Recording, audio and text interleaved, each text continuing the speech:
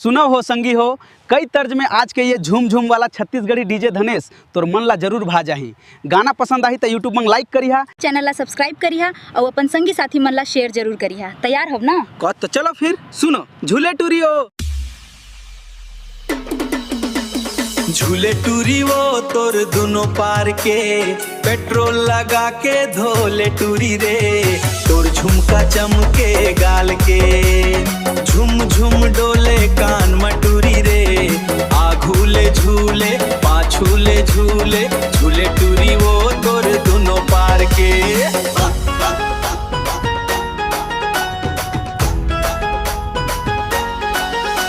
झूला झुमका के डांठ ढीला हो जाही, झूला झुमका के डांठ ढीला हो जाही, इतका झंझूला टूरी रे, इतका झंझूला टूरी रे, कमर मटकावे गजब लचकावे, कमर मटकावे गजब लचकावे, देख के धड़क जिया रे, देख के धड़क जिया रे, पेट्रोल लगा के धोले टूरी रे, तोर झुमका चमके गाल के, झुम झुम डोले कान मटूरी रे, आघूले झूले पाछूले झूले, झूले टूरी वो तोर दोनों पार के।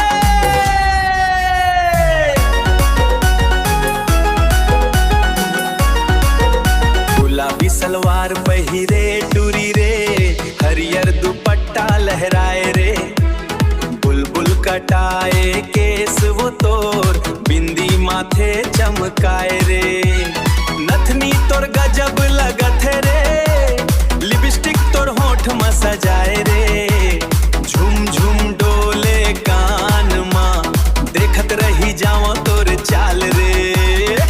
डीजे धनेश हाप कर धन झटके टूरी रे, छन छन बाजे चांदी के, कमर लचकाए अखियां मटकाए, घायल कर दे नंदराम जवान दिल के, नखरा तोर गजब लगथे रे, मोर मन हो गे बेहाल रे, झुम झुम डोले कान मटूरी रे, देखत रही जावा तोर चाल के।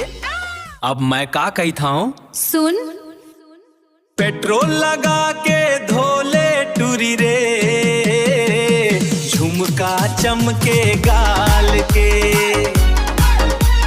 झुम झुम डोले कान मटूरी रे, आघूले झूले पाछूले झूले, झूले टूरी वो तोर दोनों पार के।